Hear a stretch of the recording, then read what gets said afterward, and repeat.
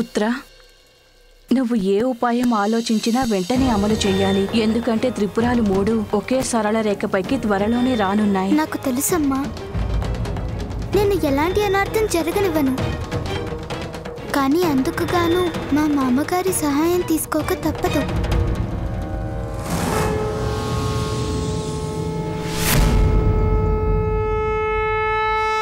నా నుండి ఏం సహాయం కోరుతున్నావు అల్లుడు?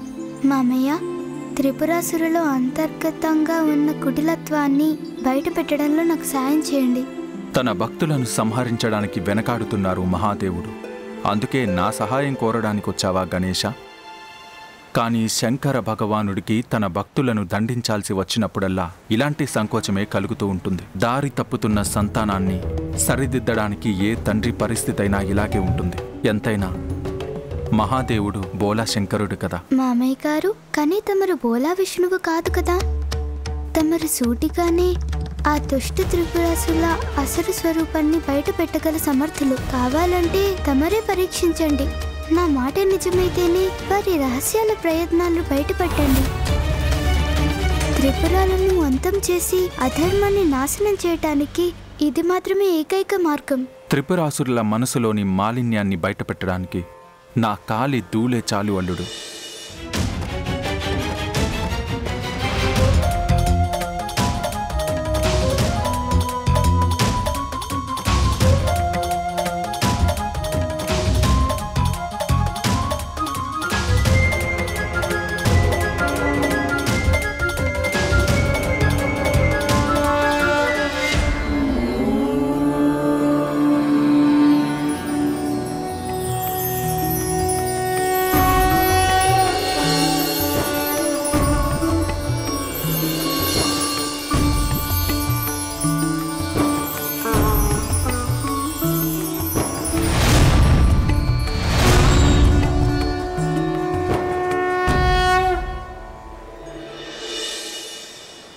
ప్రణామాలు ప్రభు. ప్రణామాలు మాత. తమరి కాలి ధూళి నుండి ఉత్పన్నమైన ఈ అరిహంతుడు ఏమి చేయాలో సెలవివ్వండి ప్రభు. గణేశుడు చెప్పినటువంటి త్రిపురాసురుల మనసులోని మాలిన్యాన్ని బయట పెట్టగలిగితే అంతే చాలు. తమ ఆజ్ఞ ప్రభు. అరిహంతార్య, తమరికిప్పుడు ఎక్కువ సమయం లేదని గుర్తించండి. త్వరలో త్రిపురాల దగ్గరకు చేరి ఒక రేఖపైకి రానున్నాయి. అవి ఆ సరళ రేఖపై ఉన్నప్పుడు మాత్రమే వాటిని నాశనం చేయడానికి సాధ్యపడుతుంది. అలాగే.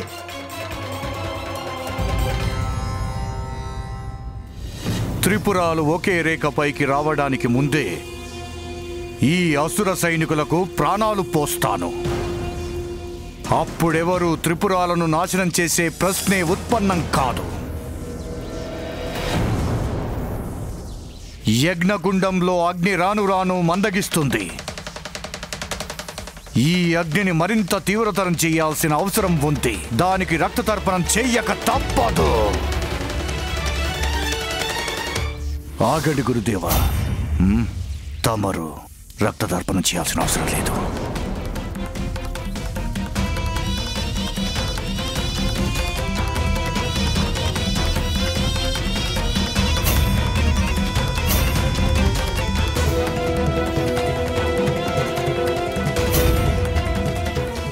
స్వాహ. ఓం హైం క్రీం హోం పట స్వాహ. గురువర్య, ఇంకా ఈ యజ్ఞం ఎంత మాత్రం ఆగదు. త్వరలోనే అది సంపన్నం కాక తప్పదు ఆచార్య. ఇక దేనికి తడుముకోవాల్సిన అవసరం లేదు. నేను భాండాగారాన్ని హవిస్సులతోనూ నెయ్యితోనూ నింపేశాను కదా.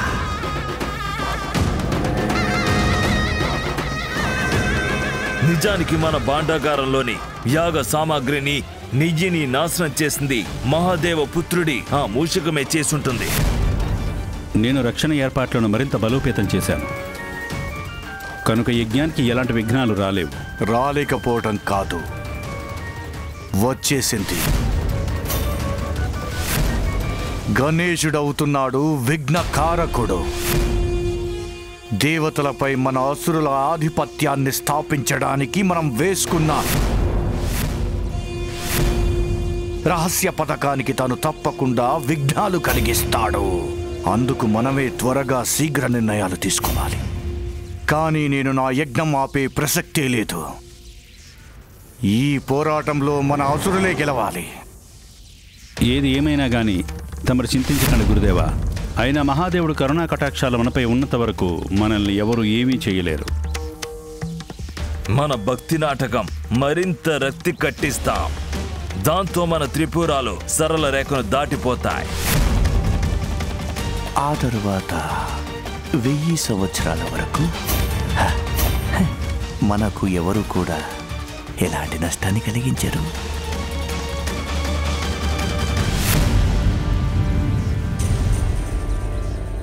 త్రిపురాలు ఒకే రేఖపైకి రావడానికి కొంత సమయమే మిగిలి ఉంది. ఈ అవకాశం చేజారిపోకముందే మన గజాననుడు ఏదొకటి చేయాల్సి ఉంటుంది.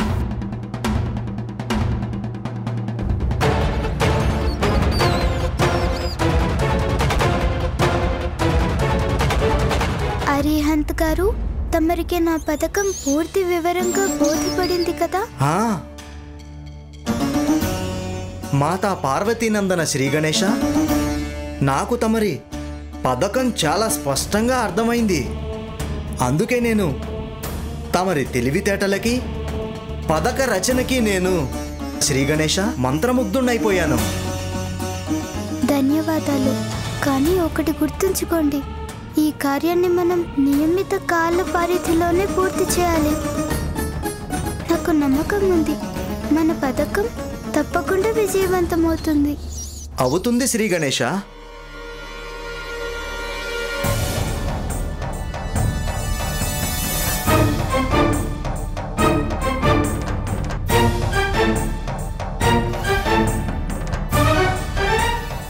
నేను నారాయణుడి అంశను అరిహంతుడిని త్రిపురాల్లో ప్రవేశించాలని కోరుతున్నాను. నారాయణుడి అంశకు ఎక్కడేం పని? గురుదేవులు మనకు చెప్పారు కదా జాగ్రత్తగా ఉండాలని.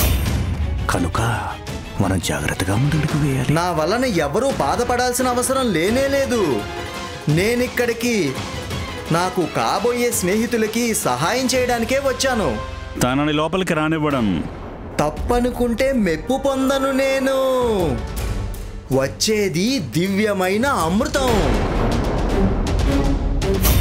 ఇంకా అలాగే ఈ అరిహంతుడిని రానిచ్చినట్లయితే ఈ సమస్త త్రిపురాలలోని అసురులందరికీ అమరత్వాన్నిచ్చే ఏకైక సాధనం అదే దివ్యామృతం, స్వచ్ఛమైన అమృతం లభించబోతోంది మీకు.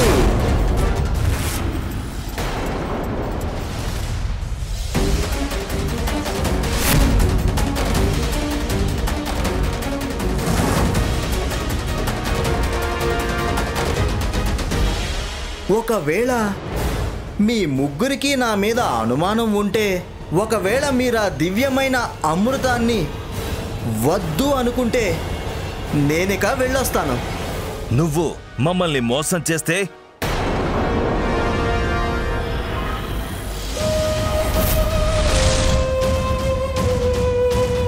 నారాయణుడికి అంశమై ఉండి కూడా తన శత్రువుల కోసం అమృతాన్ని ఎందుకు తెచ్చావు నువ్వు? మీ అనుమానంలో అర్థం ఉంది. అంశను తనకి మిత్రుణ్ణి కాదు, సేవకుణ్ణి తనకి, కానీ తన శుభం కోరేవాడిని కానే కాదు. ఏ విధంగా తమ అసురుల్ని ఎవరు లెక్కలోకి తీసుకోరో సరిగ్గా అదే విధంగా ఈ అరిహంతుని కూడా తిరస్కరించారు వారు. స్వయంగా నారాయణుడే. నారాయణుడి మలినాల నుండి పుట్టించారు నన్ను. అందువల్లనే నన్ను తనే స్వయంగా సృష్టించిన ఈ అరిహంతుణ్ణి మీ అసురుల్ని చూసినట్లే శత్రువులాగానే చూశారు. హీనంగా చూస్తే కన్నబిడ్డల శత్రువులు అవుతారు. ఇక శత్రువులకు శత్రువులే మిత్రులు అవుతారు.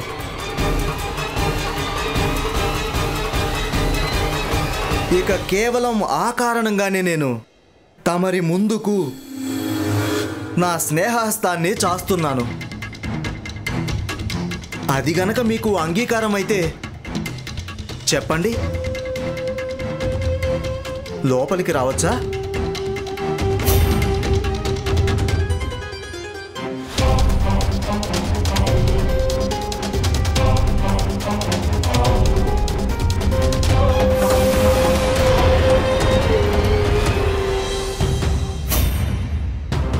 అరిహంతుడు తన బుద్ధిబలాన్ని ఉపయోగించి త్రిపురాలలోకి ప్రవేశించారు. వారు త్రిపురాసుల నాటకాన్ని ఎలా బయట పెడతారో చూడగానే కుతూహలం పెరుగుతుంది.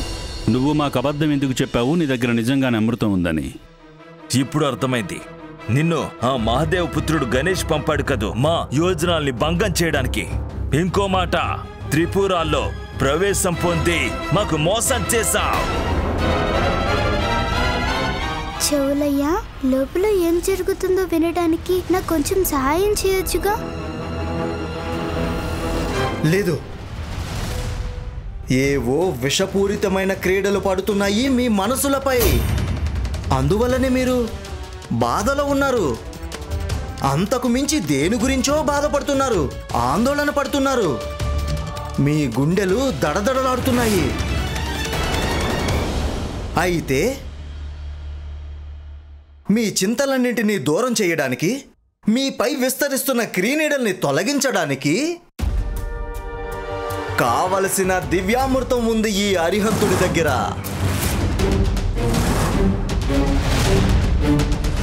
చంపేస్తే తెలుస్తుంది. ఆవేశపడకు సోదరా.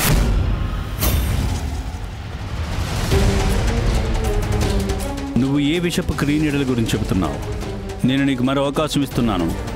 ఇప్పుడు చెప్పు, నువ్వు మా త్రిపురవాసులకు ముంచుకొస్తున్న ముప్పుకు కారణం ఏమిటో?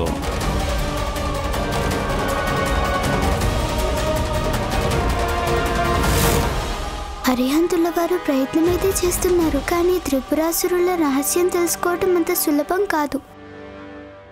మీ మహాదేవుడు భక్తంతా ఒక నాటకం. బూటకపు భక్తి కంటే విషం ఇంకెక్కడుంటుంది? అయినా ఆ విషం నుండి ముక్తినిచ్చేటువంటి దివ్యామృతాన్ని తీసుకొచ్చాడు ఈ అరిహంతుడు.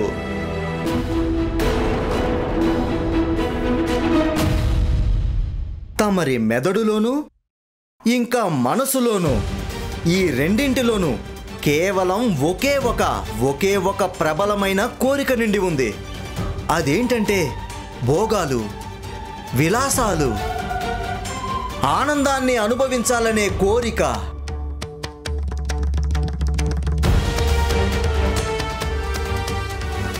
కానీ వాస్తవం ఏమిటంటే, ఇవన్నీ మీకు లభించిన తర్వాత కూడా మీ అందరూ కూడా కేవలం భయం కారణంగా మీరందరూ దరిద్రుల్లాగా జీవితాన్ని గడపక తప్పని పరిస్థితి వచ్చింది.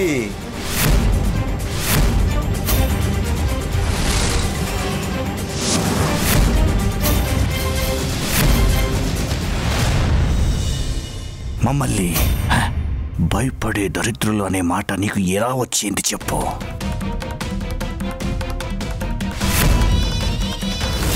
అరిహంత్ గారు, తమను మరో యుక్తిని ప్రయోగించాల్సి వస్తుంది.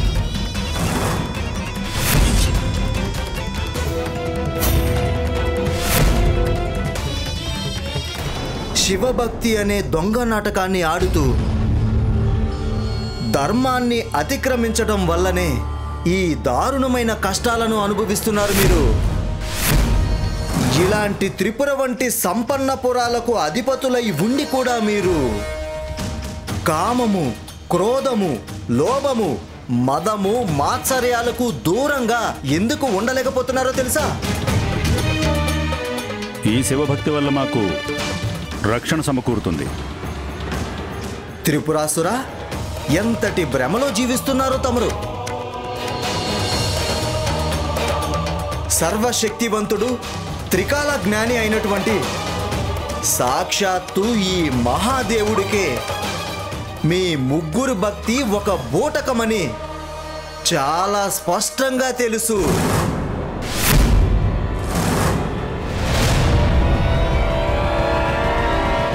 అయినా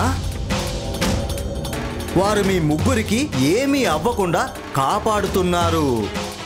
దీనికి కారణం మీరు చూపిస్తున్న దొంగ భక్తి కానే కాదు, మీ ముగ్గురిలోని సంఘటిత శక్తులే కారణం. ప్రస్తుతం నాకు చాలా స్పష్టంగా గోచరిస్తోంది, అతి త్వరలోనే మీ ముగ్గురికి మరింత అద్భుతమైన శక్తి లభించబోతోందని. మనకు ఎవరు కూడా ఎలాంటి నష్టాన్ని కలిగించారు. ఇక దేనికి తడుముకోవాల్సిన అవసరం లేదు. ఈ నారాయణ అంశం చెప్పే ప్రతి మాట నిజమనిపిస్తోంది.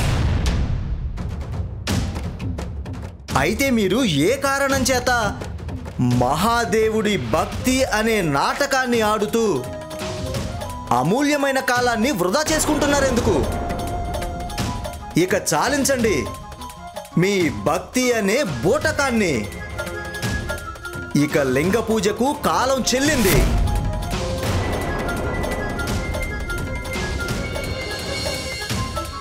గుర్తించండి మీలోని సర్వశక్తులను. మహాబలవంతులైన త్రిపురాసురులు మీరు ముగ్గురు. ఇక అందువల్ల మీ జీవితాన్ని మీకు ఇష్టమైన విధంగా జీవించటం ఆరంభించండి. మహాబలవంతులైన త్రిపురాసురులు మీరు ముగ్గురు. ఇక అందువల్ల మీ జీవితాన్ని మీకు ఇష్టమైన విధంగా జీవించటం ఆరంభించండి.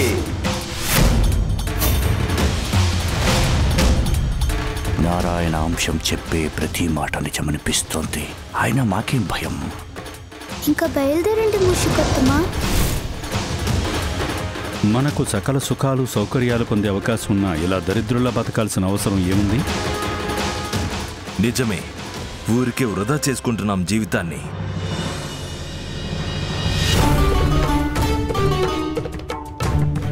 తండ్రి గారు, త్వరలోనే సత్యం తమరి ముందుకు రాబోతుంది. ఆ త్రిపురాసురుల దొంగ భక్తి బయటపడుతుంది. అసలు నిజం తమరి కళ్ళ ముందే ప్రత్యక్షమైందంటే అదే తమరికి నమ్మకం కలిగిస్తుంది.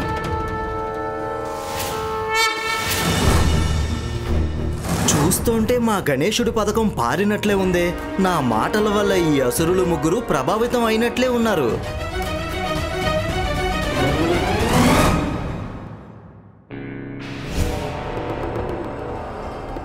సోదరులరా, మన గురు శుక్రాచార్యుల వారు మనల్ని ముందే హెచ్చరించారు. అందుకే మనం ఇతని మాటల మాయలో పడ్డం మంచిది కాదు.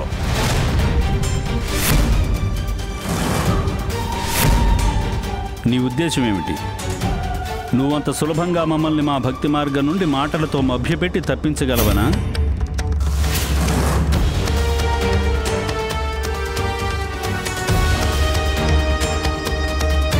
పుత్రా, మా భక్తులు ఎట్టి పరిస్థితుల్లోనూ వారి భక్తి మార్గాల నుండి వైదొలగరు. తమరికి నమ్మకం కలిగించడానికి మేము మరిన్ని ప్రయత్నాలైనా చేస్తాము.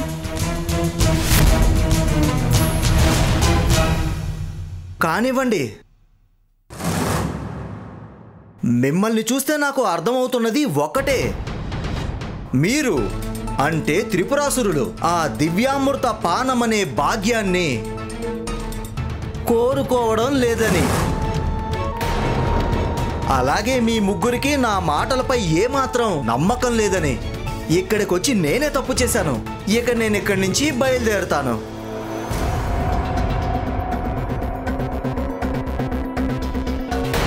నీ దగ్గర అసలు అమృతమే లేదు.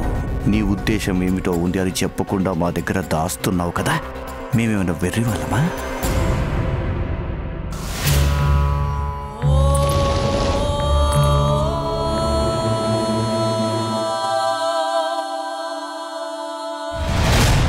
ఇక నేను ఇక్కడి నుంచి బయలుదేరుతాను.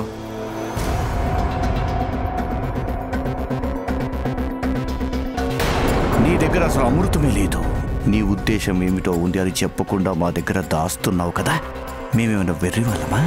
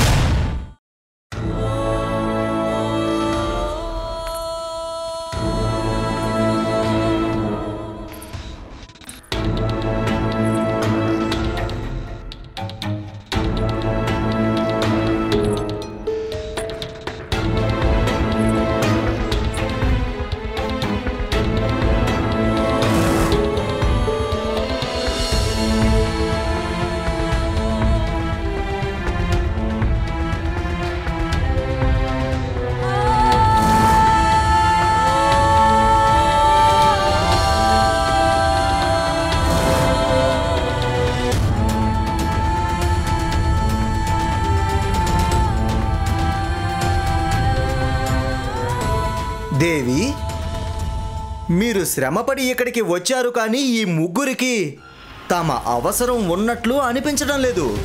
ఇక అందువల్లే మనం వీలైనంత త్వరగా ఇక్కడి నుంచి బయటపడటం మంచిదనిపిస్తోంది.